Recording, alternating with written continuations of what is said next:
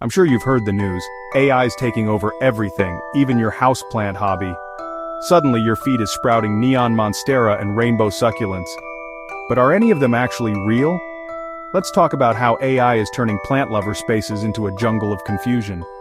Fake plant photos are everywhere. Think blue monstera or pastel pink hostas, none of which could actually survive outside Photoshop, let alone your living room.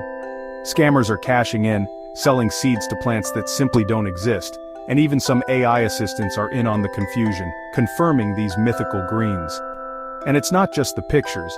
AI chatbots keep spreading plant care myths like honey rooting and cinnamon miracles, mixing up science with garden folklore. Real gardeners?